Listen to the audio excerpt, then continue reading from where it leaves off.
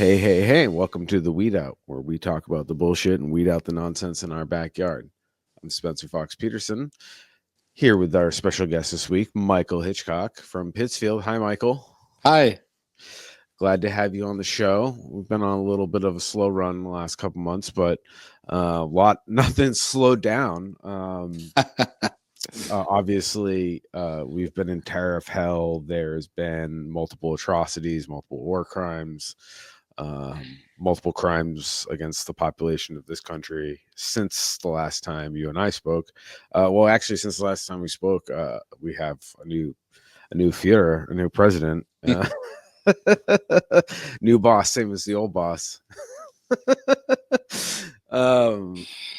But yeah, so all not great, but there's always some light and things going on, and even when bad things happen, there can be some positives to be remembered, and you're always a great guest to remind us of that and tell us about what's going on the ground in Pittsfield. Obviously, Michael's been on the show in the past, talked about roots and dreams and mustard seeds, which is, I guess in my clumsily described way description of it, it would be, it's like a nonprofit, but it's not really. It's a community space, right? Yeah, both of those things are true. Right. But it's like, nonprofit feels like, yeah, corpo, and it's not corpo. no, but we're taking advantage of that. Like, there's a thing. Nonprofits were invented by rich people so that they could have more influence on the world and look cool doing it. So we took advantage of the structure of a nonprofit so that we could, like, suddenly I'm getting invited to big secret special meetings the way these nonprofit types are. Right. So it's like just a way for us to sneak in, another way for us to wield power. There's the never ending argument. I think it's probably happened since the dawn of human systems, of do you change from the inside or you tear it down? And there's no right answer, because like you just said, that you get access, like Bridget, my wife, has mentioned, as a social worker, she's essentially a cop. Yeah. And there's a lot of baggage there. You have a lot of shit, like you could lose your license if you don't report something, or like you don't necessarily want to section somebody, which means you lock them away for 48 hours. You don't want to do that, so you roll the dice, and then something happens, then all of a sudden your notes are under scrutiny, and all of a sudden you lose your license, you lose your income. And so there's a lot of coercion in the system. But also, when you're inside, you get heads up on shit, and there is like ways for you to kind of be the best that you can be. That's right. So like, the argument can go both ways. I definitely lean on the other way of like, fuck that off-grid, more anarchist thought process. But like, I recognize that's just one. It's a tool, yeah. So you're using the nonprofit thing as a tool is what I'm getting at. And exactly, there's a million, sometimes a spade is important, sometimes a trowel is important. Yeah. In this case, you're just edging, just going along the garden, just keeping the edges nice along the garden.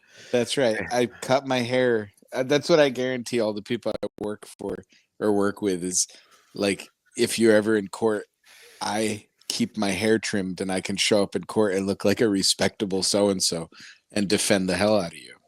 Like, not as a lawyer, but as a member of the community, as a witness. A character witness. Yeah. And before all the stuff we're probably about to talk about, I told everyone, if anything happens where it goes too far, obviously we will put essays and resources to defend whoever needs defending. Like, I'm not against working with radicals. It's that I'm doing my thing from here. Yeah. The reality is, not everybody's ever going to think the same way. Yeah. And I think that's where I kind of I tend to veer towards anarchism as like a personal philosophy, not necessarily as a political philosophy. I'm sure anarchists are ripping their hair out hearing me say this, but it's just more like I don't believe in hierarchies, but the reality is other people do. Mm-hmm. And I can't force you. I can't break your arm. Well, I can break your arm, but Nazis beware. I will break your arm so you have one less arm. Do not do shit. But I can't. It's like funny when an anarchist like, no, we'll make them. It's like, wait, what? That's right. Wait, what? I'm so confused. Do you even know your own philosophy? Anyways, so with all the happenings going on since, I don't know, just forever in the United States, but it's been really ramped up the last year, between deportations. I don't know. Like Pittsfield is such a axis of all this, like a hub of all our issues, because you have the GE pollution, right? And they're taking down the EPA, and GE pollution is, if anybody's listening, like you should Google what GE did to Pittsfield and what's left, the carcass of Pittsfield. And that was decades ago, and it's obviously still rearing its ugly head. And this is what's happening all over the country. And they're talking about wanting to reindustrialize this place. Mm-hmm. It's just like, I don't know. You guys did do a great job the first time around. Personally, that's my opinion. But all these intersections exist in Pittsfield. There is an immigrant population. There is plenty of, if the labor exists, it's something that shady people like to exploit migrant labor, whether it's farm work or any of that stuff. Kitchens, like, Berkshire's really, I mean, tourism is a factor of your economy. So I deliver to these restaurants. I walk in the back door. These are, it's it's seasonal workers, from wherever the pipeline is. Every community's got a different pipeline to a different community overseas. And it's like, I love working with these people, but then there's all these people who live here year round who can't get the work. And then that creates this tension. And it's all very exploitative, and it's all to keep the wages down. And like I said, like Pittsfield is like this axis, like a hub, because all these things kind of all intersect. It is also it's a urban area, so you have a housing issue, crisis, not an issue, and it's been dire for a long time. And like I said, I drive around there, and I drive through, and there's panhandlers, normal, routine amount for the size of the city that Pittsfield is. Like nothing. It's nothing. Holyoke's very similar, per capita, I would say, just on the eyeball test. But they've been freaking out there with the NIMBYs and the conservatives, and I'll leave describing the people, the factions, to you, actually. So I'd love to hear.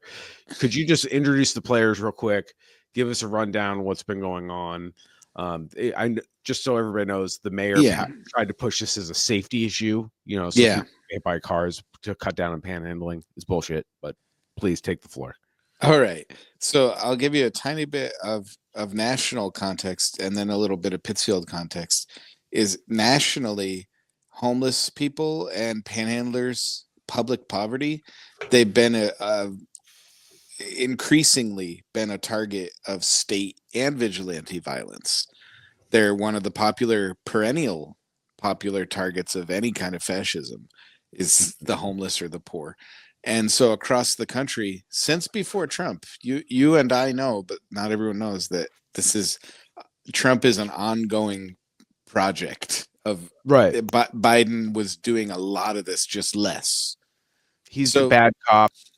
Liberal left-handed side of it all is the good cop. I mean, Gavin Newsom doing that photo op, cleaning out at a homeless encampment and throwing everybody's belongings away, was during Biden. You've got it. Yeah. And so, like, even the town in Oregon that declared having camping equipment was illegal, and camping equipment meant blankets. And that kind of thing is passing town to town everywhere so that they can keep sweeping homeless encampments. So, working in the food pantry over the last few years, every winter when I'm working on Saturday nights, I'll get people coming in saying, "Yeah, the cops took my tent, the cops took my blankets, they took all my stuff," and it's just like people already living in the woods, and so they're not all panhandlers are homeless, obviously, but there's a crossover. It's people who are homeless or people who otherwise really can't interact with the so-called traditional work. Panhandling is just like a safety valve almost. It's almost all they have, some of them. So at the same time as all these cities across the nation are making panhandling and homelessness and poverty like that illegal, we also have, after now, COVID's not really over. Everybody knows that, who knows anything. But Most people who listen to this podcast, but if you're new to the podcast or you're not paying attention to COVID, we've been losing a 9/11's worth of people every month or yeah, every week. I forget, something absurd, 3,000 people at a time. yeah, Not like at the height of the pandemic, it was 3,000 people a day. I think it's 3,000 people a month now. yeah. But still, it's a It's 9/11 a month. That's right, but it doesn't count for whatever reason. And so after our government and economy decided not to take it seriously, the rents really started to go up.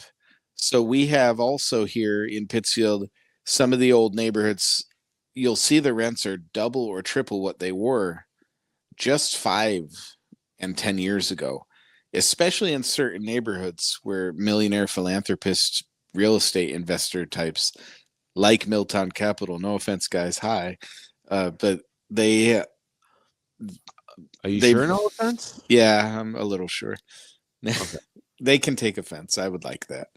Okay. They like, one lady came into the food pantry and she said, "Oh, I got granite countertops and my rent went up $700 a month," and now she's homeless.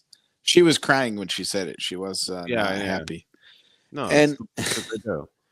so during all this time of all these rising prices and this increasing criminalization, the last mayoral race in Pittsfield, both candidates decided to make it a pledge to get rid of panhandlers.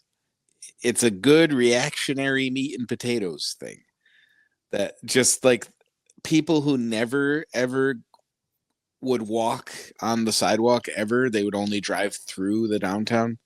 People who never interact with real people there, they only just go where they're going. Old people who are conservative and maybe afraid of downtown, and wealthy landlord types who only see Pittsfield as an investment portfolio thing, and they're not involved in the being a member of the town. These people eat that stuff up. And so Yes. both, So these politicians are like, even when you watch Back to the Future, Mayor Goldie Wilson runs on cleaning up the streets. yeah, Cleaning up the streets, see? Like, it's like, you're right when you say it's like, it's the hackiest bullshit. It's just like the immigrants took your jobs. It's the same bullshit. yeah, But it's on like the local level, and the dehumanizing, calling them dirty. And it's like, even if they are dirty, when you call people dirty, there's a whole thing. It means you can disregard them. They're trash. Like, I feel itchy with when people, it's like, I don't know. In my experience, the guys I know that are near my house, they keep their corner pretty neat. yeah. So, like, because they don't want to be hassled, man. Like, I'm not saying, I don't know what their motivation is, but I'm just guessing it has to do with being hassled. Yeah.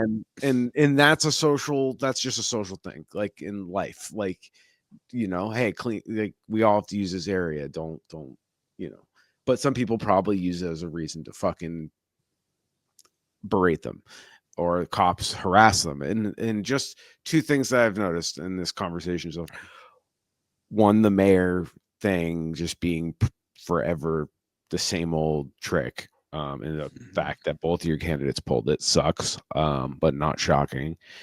But like cops routinely just like, how do you clock into your job and go throw somebody's tent out that it probably took them a long time to gather the resources to even buy that thing? And it's all they got. Like, people don't understand when they clean these encampments out and destroy all this shit. Like, they'd be like them destroying your house or your apartment building. Yeah. It's just as devastating. That's so right. Even worse because the amount of bullshit and these people, why is the percentage of people having regular jobs is crazy. Like, I know, how do you clock into your job and do that? That's a great Like, question. dude, I'm sorry. And sidebar, you'll probably laugh about this. You're familiar with the Karen Reed case going on in Eastern Minnesota? Okay. So, the girlies they love this stuff. It's the true crime wet dream. And this woman from Eastern Mass posted on TikTok, got fed in my algorithm, about to go to Easter dinner, family full of cops, and ask them if they think Karen Reed is innocent. And it's like, wink. It's like a short meme, like 15 seconds, right? So I just comment, I'm like, why are you going to dinner with fucking cops? Yeah.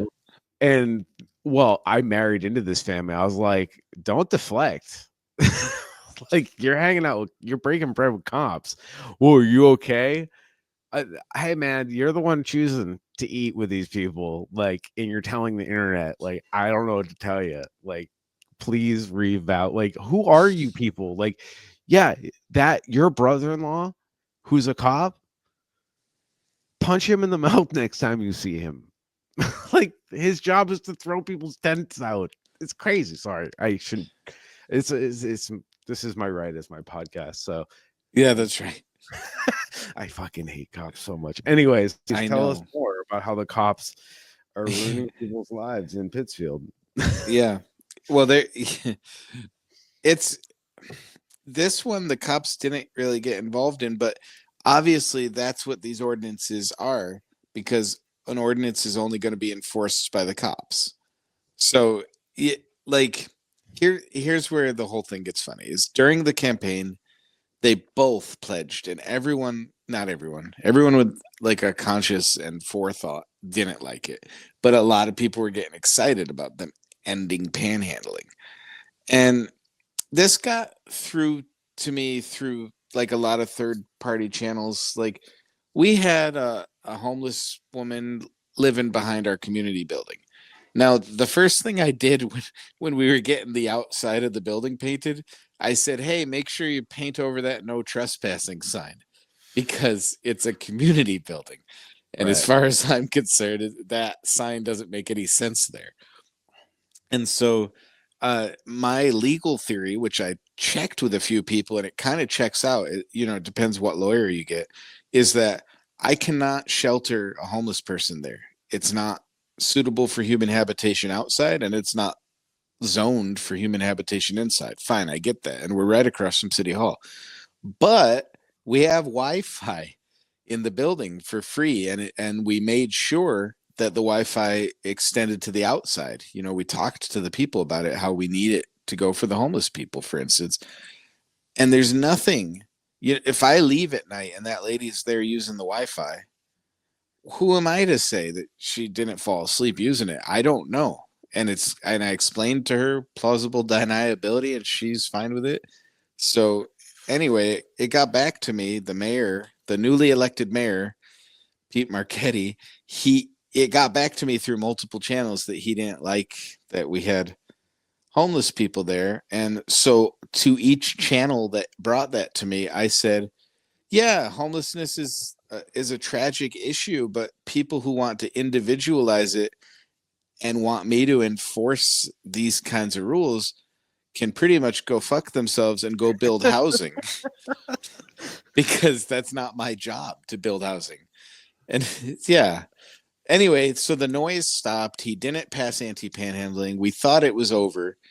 And meanwhile, I have to tell you that I pulled out up to that building one day and I saw this homeless guy from the shelter barfing in the parking lot there behind the building. And he said, "Oh shit!" He thought he was in trouble. I said, "Oh my God, you're not in trouble. Are you okay?" And we talked a bit. And I said, "Hey, just so you know, I got to go in. I'm doing something, but you guys are welcome here. There's no such thing as loitering here." I painted over that. I pointed to the sign. I painted over the no trespassing sign. You guys are always welcome here. And so for the rest of the year, a crew of homeless guys cut the grass and picked up the trash there. And it was just like, it still makes me tear up sometimes because that's just neighbor shit. And Right. it didn't take much. They all understood the sincerity that I Yeah, was no, offering. it's that simple. It's kind of like people in general, unless somebody's really going through it and has some, but that's such a small percentage of the population. Like, let's be real. It's like getting freaked out about trans people. Like, even if they Yeah. were aliens, dude, like, even if they were all the things you're saying they are, like, there's so many more of us.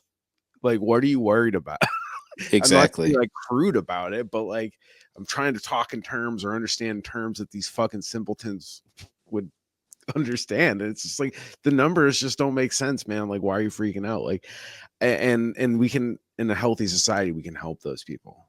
That's right. But the rest of people, they just want to like, hey, dude, I am living proof personally. I don't want anything. I just want to get up, do a little productivity thing, maybe, go to work for a couple hours, come home, do a couple hours stuff around the house, go to bed, rinse, repeat. Like, that's all I want to do. And I Yeah. want to take care of my business and like like the work stuff. Like, I don't go above and beyond. I'm not like breaking my neck for the boss man, but like I make sure all the shared spaces that we all use, like, you leave it as good as you found it. Like, you take pride and care, and everybody else does their part, and it works out great. It works out great. It's like my workplace, like, I talked about capitalism and selling food for profit. Like, that's a different conversation. But the workplace, the people that work there, we have an understanding of, you take care of your shit, we all take care of the stuff we share, and there's no problems. It really isn't. And it all kind of just takes care of itself. Like, when a new guy comes on, he sees like, oh, there's never any trash in the truck when I get in. And I That's make right. trash. Like, I eat a sandwich, I do whatever. Huh. And like, you don't even have to fucking tell anybody. It just gets done. And I'm sure everybody's different slobbiness in their own cars. Sure. I even go through phases where I'm a slob and then I'm like uptight about it. Like, well, anyways, so the whole thing with the mayor, it's so funny when you're like within eyesight of his workplace. That's like a really funny, like, there must be a lot of Curb Your Enthusiasm moments, or like Office, like, look at the camera moments, like, because you interact with these people enough. Well, for the most part, I am like steadfastly and stubbornly radical in most of the views, but I'm so reasonable and kind and polite to the individual in front of me that for the most part I have a really decent relationship with all the city employees, except maybe the mayor who's mad at me for what happened next, but everyone else kind of likes me Well, that's or good. pretends to. Yeah. You have a lot more restraint than I'll ever have. But Well, please, so let's move the story. What happens next after you allow these people to use the Wi-Fi and kind of be on the property? well, everything's quiet for a while, and we think all the specter of this being cruel to homeless people and poor people is over. And then I forgot which one of the people in my network saw it first, but we all share the news to make sure everyone saw it.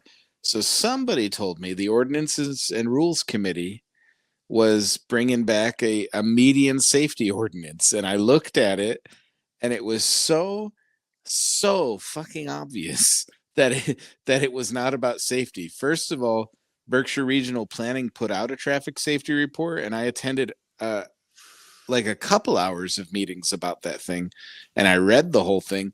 And panhandling wasn't in there. There's other things that made traffic unsafe, but no mention of panhandling in the top. Not even the top 12 reasons could even be tangentially related. So anyway, they when I saw that, I brought it to the attention of a guy, Fernando Leon, who I work closely with. Not he is in his own organizations, but I work closely with him on projects. And he has a really interesting thing that he shares with my wife where I don't ever know if people want me anywhere or care what I have to say. But Fernando, like my wife Nicole and co-director, they know where I'm wanted or needed, and they will tell me to go to a meeting. And in my mind, I'm like, well, why would I go there? It's useless for me to go. I'm nothing. But when I listen to them, really great things happen. So Fernando pretty much made me go to a Berkshire Interfaith meeting where they discuss issues and talk about what to concentrate on. And so I explained that this ordinance basically it was going to outlaw people from standing within 5%, 5 feet of the roadway in these targeted areas. And it was like Park Square on the sidewalk, the medians near Park Square, the median over by Stop and Shop, and I forgot where the other, but it was one other hot panhandling spot. Oh, down on Pittsfield Lennox Road. But anyway, it was just targeting the panhandling spots. You can't stand within 5 feet. You can't obstruct traffic. You can't hold up a sign that obstructs traffic or distracts drivers. And you can't sit or lie in the roadway, which, as you might be aware, beggars don't do that. Panhandlers don't do that. That's just some language to give some extra criminalization to protesters who block I was traffic. just gonna say, all this Yeah. applies to your First Amendment. Like, all this is a violation of your First Amendment. Like, you can't be out there with a big sign saying "fuck Mayor." What? Remind me of his name. I thought you were going to say McCheese, but it's Marchetti. I wanted to say Garcetti. I don't know why, but Marchetti. Yeah. What's his first name? Peter. He likes Pete. Marchetti. He sounds like his family owns a bunch of car dealerships. Yeah, he's a little bit affluent. He's a bank manager, a former bank manager. And let me just say, so he was really poorly treated years ago he ran for mayor against some other scumbag. And that guy just kept talking about how gay Pete was. And it was really gross and rude. And it's something that is kind of unforgivable. And it always gave me a soft spot towards Mayor Pete because, like, it's just like what Alex Morris got screwed by Richie Neal. It's like painting them with this, making gay gross and then making that your whole campaign. It's just unacceptable. Yeah, it's oh god, I don't understand how that even still works. And, yeah, but it doesn't give you an unlimited pass. Yeah, exactly. It doesn't give you an unlimited pass for other wrong things. So this was there's a lot of secrecy involved here. We have no idea who pressured him or what, but it seems pretty obvious that it's like second homeowners, real estate investors who really were pushing this, landlords, because it doesn't make traffic unsafe, but it does make Pittsfield look poor when you're driving in. And that could hurt tourism and real estate investors. And it's not that many people. It's just like you said with trans people. It's a very small percentage of the people to be making these huge public laws about. If you open your eyes and you're in an area you're in regularly, so your town, if you just open your eyes and you actually just, like, a simple thing I picked up on was, even if you don't have anything to give them, or even if you just give them the head nod at the very least, you're like the traffic's moving, just acknowledge their existence, make eye contact, because they're a human being. You start to recognize that there's only so many. Yeah.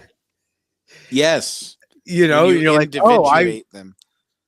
Oh, word. Okay. Yeah. I know you. I know you. And there's like, I know like 6 in my like town.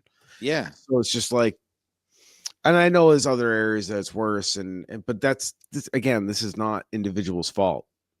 No, even in New York City, certain blocks had beggars that I would recognize, and some of them greet by name, but at least some of them we just obviously recognized each other and would even chat if I wasn't in a hurry, you know. And here in Yeah. Pittsfield, it's the same thing, except I meet some of these people like some of the hours of my work in the week I do in the library where I'm just so highly accessible. And Right. it's like, oh, this guy named Guy who's a panhandler. Well, he's a great guy. And you know, contrary to what stereotypes would have you to believe, I first met Guy busting his ass on a moving job, working at really bullshit wages for a guy who just sat around collecting bigger wages, bossing everyone around. And eventually Guy lost that job and became a panhandler. So when people say they're richer than us, I don't, like any normal thinking person, I don't believe it. But also, I know like 4 or 5 of these people by name, and I know they're not richer than people who work like at Target or wherever your minimum wage job is. They're making a lot less than that. So Yeah. yeah. And it's sometimes it's, you physically, a lot of these, one guy I know, he has edema, like he can't Oh move yeah. much. Oh So yeah. just standing there or sitting or leaning on his crutches, like, and it's like, motherfucker, if could he just get some health care? Can we just get this guy some health care? I Like know, seriously. it's not his, like, I don't, seems to, when I've spoken to him, seems mostly together. Just shit, man. Shit luck and a shitty economy and a shitty world that doesn't value humans. Yeah. And it's And then not once a you're poor, choice. exactly. It's And not a choice. I'm the telling you. the the food that's available to him at the money he has is not going to be like the nice high Right. fiber low salt food that's going to help edema Yeah, exactly. at all. Yeah. And it's like maybe all you can go to is the shell. Yeah, That's, because again, you can't walk very far. You can only that's get right. companies of the shell or whatever. And what do they got? Fucking shitty pizza and taquitos. That's right. Anyways, Yeah. so So, dealing with these ghouls, yeah. Mayor Pete, he doesn't So, get a pass right. forever. That's right. I wanted He's to a say human being. I do respect him for certain things, but no, he doesn't get a pass. So Berkshire Interfaith, what I really liked about them when Fernando sent me to their meeting, they really took what I was saying seriously. I laid it out. I said, here's what they're doing against poor people. Here's what they're doing against protesters. And, we've had a weekly protest on Park Square in Pittsfield for about 22 years now. People protesting for peace every Thursday night. And obviously, when you're protesting, or demonstrating, you actually need to be up on the road where people can see you. If you have to move 5 feet back, you're just invisible. You might as well just stay home and do it. And that's doing it lawfully. We could block the streets, which is That's right. unlawful. But like that to me, I mean, disruption is true protest. Otherwise, it's A a parade. display or a parade or whatever. And there's nothing wrong with that either. That's also a thing. That's a community building event. Like that's good. I want Yes. people to fucking, because that's where you start building solidarity. That's where you can start feeling a little more bold. Yeah. Like that. It does start there. So like I also, this is where I like don't understand the defeatist people who like nobody will just go all war man. It's like, what are you talking about, man? Yeah, you got people to at least show up at the same place at the same That's time. right. That's hard enough. That's so hard. You do it with money and it's hard. Yeah. Like, Yeah. you do it with work and trying to get people to show. Like I've been a manager. I'm sure you've managed people, like you mentioned, I think, and yeah, that's hard. So yeah, getting people to show up and It's a skill. it's Yeah. just, and it's luck. It's got to be the Yep. right combination of personalities, and unfortunately, we all have different struggles we're going through, so we have different priorities. Yep. But so tell me, Yeah. there is. I want to just jump gears a little bit and kind of combine ghoulery and tomfoolery real quick. Yeah. So ghoulery and tomfoolery is going to be real lax because I'm short on the details. But there's a situation with inappropriate behavior by school officials. Long story short, child exploitation, fucking drugs, all that stuff, right? Yeah. It's just like in towns like Pittsfield, like it's like there's so much chaos. This exact happens in Holyoke. So it's kind of like the Trump effect where it's like there's so much shit against the wall. Like, where do we focus? Yeah. Like kind of works in favor of corruption and rot, austerity. It True. kind of works in favor of destroying whatever institutions we have. Yep. So how does that what in your experience, what are people more engaged in? More engaged with protecting our unhoused, or are they more engaged with the, kind of more lurid subject? It's really important, but it's kind of like the true crime stuff. It gets a little weird for me because it's like, it feels like you're fetishizing this. And I feel like some people, when it comes to children and sexual exploitation, it's why I really don't like to cover it too much, because I don't know the nuance of how to appropriately cover it without turning it into something gross. Right. Even unintentionally. I don't want to go there. But yeah, how does it feel on the ground, I guess, is what I'm asking. Like, what are people more interested in? Oh, people love lurid abuse stories, true crime, Right. just as you're saying. So that is a hot one right now. But I've come to this point where, yes, it's important to recognize the vibe and where people are at. But I've also recognized that if you get the right people and the right amount of them with the right press coverage, you actually can control the vibe a little bit. So for the time where it was necessary for the people to care about this panhandling thing, that was a hot topic in town. Right now, I'm not doing anything with the vibe of what people are talking about. I'm doing my own thing, and so I think everybody is kind of really hot on this teacher abuse thing, the selling drugs to students and sexting with them. People love those kinds of stories. They love them. Yeah, it's bizarre, man. Like, it's this is part of, so we'll just call this segment Ghoulery and Tomfoolery, because I'll tie it to Barstool Sports. Actually, you remember that website? Yeah. So Barstool Sports still exists, but back in the day it was more of a magazine, and then it became a blog back when blogs were a thing. I think they still blog, but I think it's more Twitter or Reddit.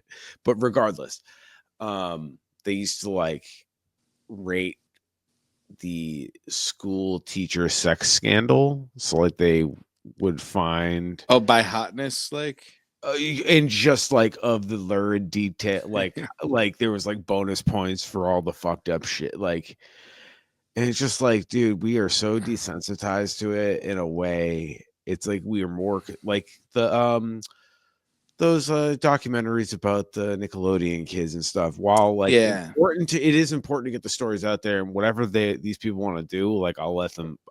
No judgment there, but the way people are consuming it is troubling for me.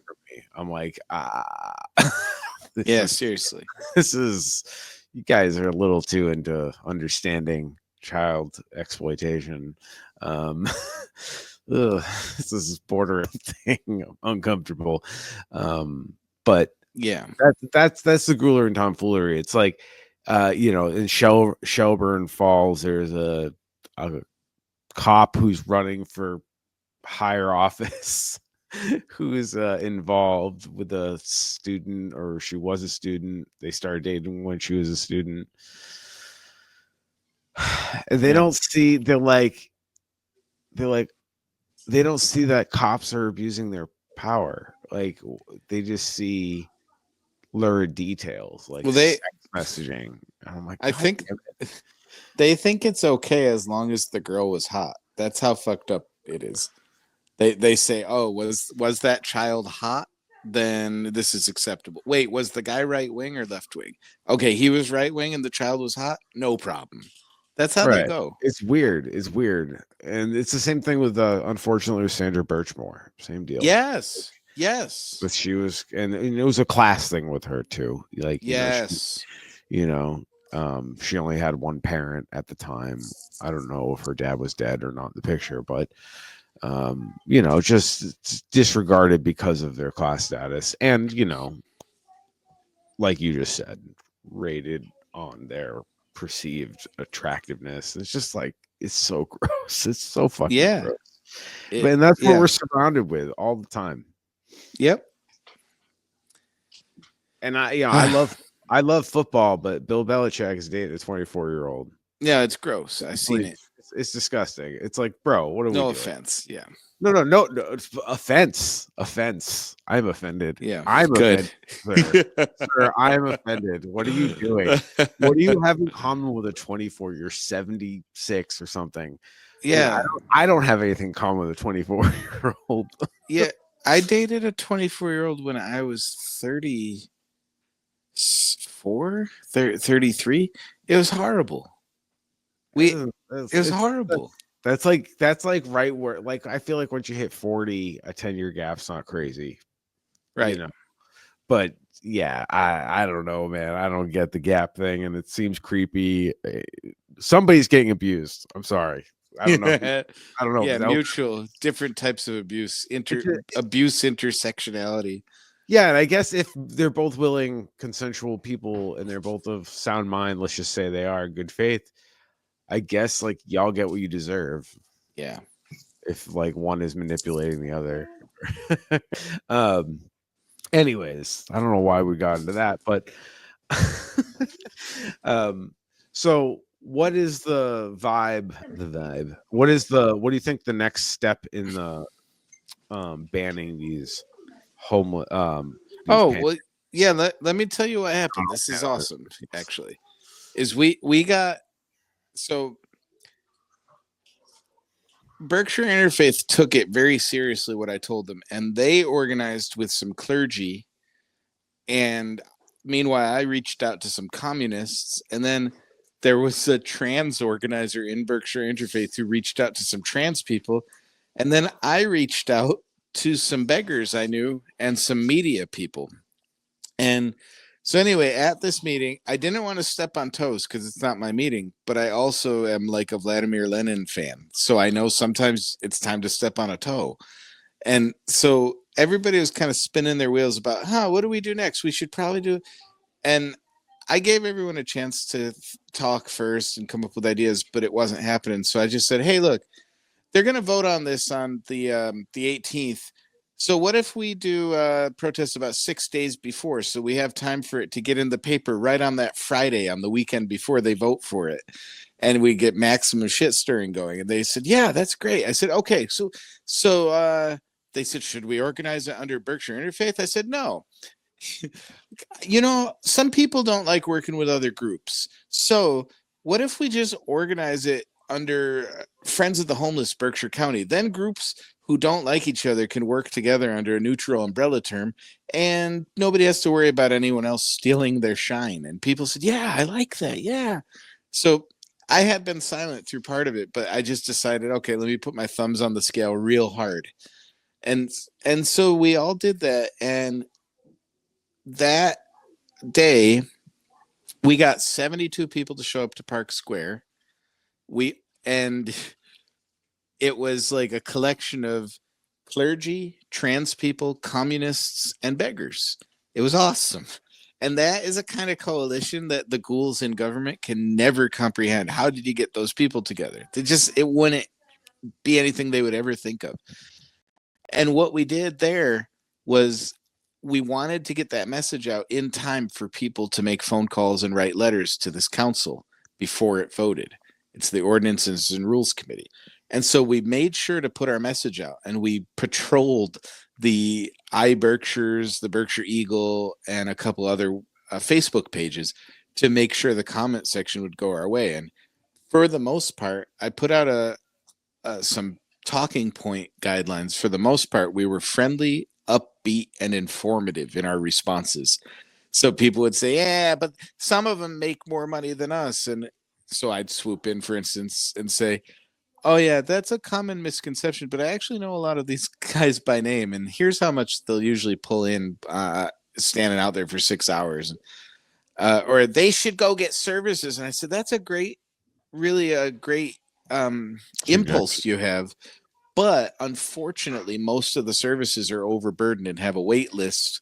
I actually run a food pantry, and we don't have enough resources to feed everyone. So this is something they do to get by. Some of them are using this panhandling money just to pay their rent. It's always positive, upbeat, and informative. And we'd actually change minds and change the tone of the conversation. Meanwhile, because we had such good relationships with the press who showed up on time, shout out Josh Landis especially, but also we were really happy with our Berkshire Eagle and iBerkshire coverage there. And so this council unanimously said that they got more phone calls and emails about this topic than anything in their history of being on this committee. And so it really worked perfectly. So by the time they voted on it, it was 4 said no. 1 said, Pete White said, I like it, but it's not right yet. Let's send it back to table it. And so that's pretty much a victory, but you have to go back the next week to city council and make sure. And it was unanimously, except for Pete White, voted down. So their next step, we've heard rumblings. They want to bring it back next year. They're going to modify it. Some of the reasons it was shot down were because it goes against the vibe of our sanctuary city thing we just passed for trans people, and that it is prone to unequal enforcement, which was one of our talking points, and that every other city that passed something like this without a lot of data supporting the safety angle got sued for millions of dollars. So they're going to rewrite it next. That's the upshot. They're going to try. Oh, I just picked my nose on camera. Sorry, everybody. Forgot I was on camera. Sorry, podcast. I'm leaving it in. Can't believe I said it too. That's great. Now everyone gets to experience it. Well, anyway, you're being transparent, and maybe is this you trying to manipulate us? Yeah. But I just want to as the tactician, I like to think myself as, it's a reminder that these people don't being bullied, and that's the beauty of politics. They don't like, and bullying what you guys just did. I'm not saying do anything creative with spikes and nails and knives. Nothing creative. Don't pop any tires. But get the word out, get your networks out, and bully. And agree. Nobody knows how to bully than people that were bullied as children. So. Oh, seriously. Yeah. It's true, man. I mean, if you survive being severely bullied as a child, you end up being pretty able to bully back. And it's and if you could use it for good. I'm working on using mine for good. I can't say I always have. Well, what I like about this story too is that there is absolutely we know this would have passed if we didn't do anything. Right. But everybody who said no, they were motivated to find reasons to say no. We believe they had to go along with the social buzz we created, but they found sincere reasons to vote no. But we know for sure if we didn't do anything, it would have passed no problem. And it feels good. And unfortunately, this is the reminder that fascism forever creeps. Authoritarian forever creeps. Because the thing is, even if you want to say things are getting way worse now and things are out of control and both parties are shifted for right, we'll just table that. Yes. This conversation's evergreen. Because I remember as a child in Quincy, Massachusetts, there was issues with panhandlers and people arguing. I remember people in my family arguing about what to do with it. Do you find them? Do you arrest them? Or not my immediate family, but like I remember those conversations being and I went to a Catholic school, so of course it was a conversation at school too. Yeah. And, um, yeah, so like kind of one of the good things is that I was brought up around people was like, you don't punish people that already are asking for money. And sidebar, anybody that's ever saying, this is my snarky response, they make some people make more money than I make. Oh yeah, then go out and do it. Exactly. So yes. I thought you're a capitalist. Are you saying somebody's better at this than you are, or are you going to take it as a challenge and maybe you can outcompete them? Because I thought we live in a capitalist society. Shouldn't that be the mantra there? And I will tell you also the shame element. I was homeless once, and I went out with a bucket and I tried to sing. I have been a professional singer. I've been paid to sing, but out there with a bucket, being homeless, I couldn't. I couldn't. I lost my voice completely and I walked away in shame. I couldn't beg for money. I just went back to shoplifting. Sorry, everybody, shoplifting. But there you go. I had to do it one way or another. The weedout does not condone not shoplifting as a means. Please consider who you're shoplifting from. Also, shoplifting from Walmart and Target are getting sketchy from what I'm seeing. They're what they're doing. I don't know if you've heard this, but they're using facial recognition to ramp up tracking, and they're waiting until you hit a dollar amount, so it's a felony. Nice. Hey, everybody, Juggalo paint is still resisted against facial monitoring. That's hilarious. Juggalos are the famous fans of ICP, correct? Yeah. Insane Clown Posse, a rap metal group, I believe. That's right. I don't know too much about ICP. I know more about what Juggalos look like, and they like what's that soda? Oh shit, Fago. Fago. Yeah, Yeah, it's like a regional soda. that's right. It sounds pretty good. I'm not gonna lie. It's probably super syrupy. That's all it is. Yeah, It's fine. just hopped up on sugar. These guys. But I want to acknowledge what you said about fascism creeping. That is the thing that made us like. I felt almost embarrassed to have a celebration about this victory, but it is like we prevented the place from getting a little bit shittier and crueler to one Right. of the targeted populations. And even though like 13 people got arrested by ICE from Berkshire County while we were in the midst of trying to fight this panhandling thing, and we scrambled, and that's a story for another time, but we scrambled and raised money and paid for lawyers for like 8 families to get, and we've got 3 guys back already now. But all this shit was happening and we really wanted to take it seriously, but we didn't want to drop the ball on our really vulnerable homeless and poor panhandling people.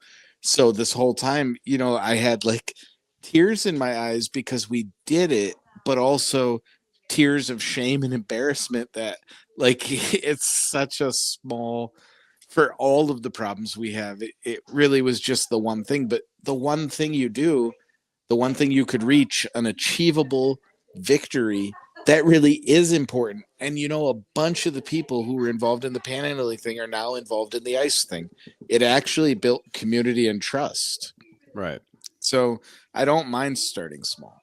But anyway, that's the thing I wanted to acknowledge, that creeping fascism is so real. You have to just be paying attention and have a total stubborn, like just no to fascist policies.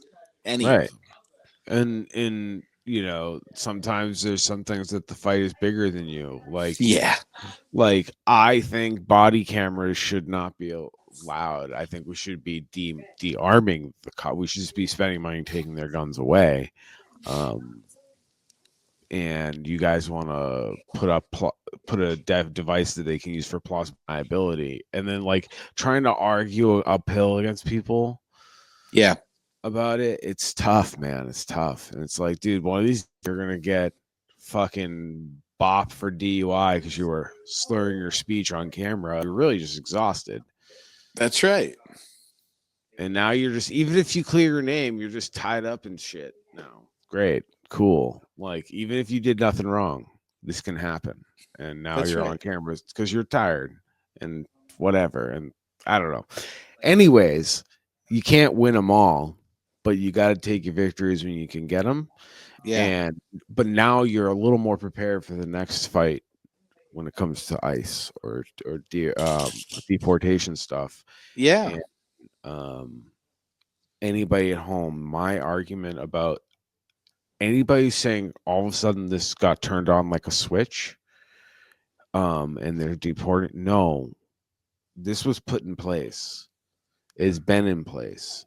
That's right. This ICE DHS stuff since Bush. So this is the fascist playbook. The Democrats are complicit.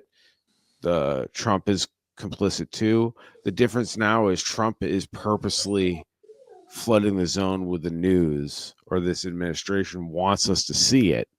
Because Yep. like Biden's numbers were fucking ridiculous. He was deporting people left and right, but they were keeping it hush hush. That's right. He was a record breaker. Just like Obama. And Oh yeah. the reality is like Trump wants to do it, just put terror in people. Mm-hmm. And it's just as bad. Well, actually, it's what Trump is doing is worse because he was putting terror in people, but the numbers are close. And That's right. I will admit that the actual people, like the actual Latino people I work with, are more terrified now because it's being done to terrify them. The other, right. I have to admit, especially in mixed company, that Biden was cruel and deported more people, but at least it followed a racist and unfair, but it followed due process. Even though it was a racist and cruel due process, it at Right. least was being applied equally. And now it's just a terror campaign. Like of the 13 people taken from Berkshire County, one of them had a criminal record and two of them had an ICE warrant. The rest were random. So it's just a terror campaign. And I struggle to have the conversation even with those terms because I'm like, so what? They had a criminal record. Oh yeah, I admire So the one what? criminal. Actually, you'll be happy with this. What At is a the big, crime? Did they kill a capitalist in Cuba? Like what are we yeah, talking about? you know, Sorry. when you said what is the crime, I'm always primed to hear eating a meal, a succulent Chinese meal. But anyway, that's what I always think I'm going to hear. But Oh, that's yeah, this one guy, he, I told a group of like 60 and 70-year-old women that because I'm pushing back on the crime angle, I'm not giving an inch into it. And I told them that he has an incredible criminal record, like a multi-million-dollar drug empire thing where he paid his own bond and bail and didn't want any of our help with anything. And he's going to be fine. He's never going to be hurting again for in his life. He's going back where he came from, but he's richer for it. And I told all these 60 and 70-year-old women who nodded and loved it. I said, what this indicates to me is a man with ambition and savvy and intelligence who had no other route to success than in the criminal world. And if we had only given him the opportunity, he could have been any number of things. And they all were like, yeah, that's right. They were so into it. Oh, I know. But So it's like, I'll close on this note. Like one thing I always am like in awe of and have been in, I recognized it pretty early, but like working in restaurants, I mean, early in that. So I was 18 or so. The idea of going to another country and, maybe you have a cousin, you have some friends, like you have a little bit of network and they kind of point you in a direction, but you get a phone, you find a job yeah, and you can't even speak the balls that takes. yeah, The cojones, the you know, huevos. it's scary. It's scary. You don't see me doing it. It's just like Yeah, the panhandling thing. Oh yeah, it's so great. Why don't you do it, like motherfucker? yeah, But exactly. so it's it's what they do is really extraordinary. Going to a place they can't speak the primary language and Exactly. where you never know who's going to be hostile towards you. Oh my god, and you yeah, And you get exactly. exploited. You're getting underpaid. and you know that's bringing everybody else's wages down. Everybody kind of knows it deep down. I mean, like we all know And it's rigged. I can't tell you how many people, but I know a number of immigrants that once the landlord finds out you're undocumented, the rent mysteriously goes up because they Oh, of know course. they've got you. It's so Oh yeah, shit. yeah. The whole every exploitative process of it. They love Um, it. yeah, and then it creates resentment from the people with citizenship. Yeah. Cool. Now I can't get paid as much because these guys will come in and work for less and they'll live in squalor. And it's like, you're cool with people living in squalor, dude? Yeah. You're mad at them for that? Like, Oh my god damn God. it, you suck. One of the families we worked with, they were living 15 people in a 3-bedroom apartment because Damn. that's what was available to them. Yeah. Well, sometimes that's all you can do. And Yeah. I mean, it's better than having no roof. But yeah. Yeah. Anyway. It's just, yeah. So, So that's, closing out, what is the action going forward? Obviously, we can always get anybody who's listening. I can get you in contact with Michael if you're in the Pittsfield area. yeah, I'm Uh, highly accessible. if yeah, or you probably already know him. I don't know why I'm saying it, but you never know. You never know.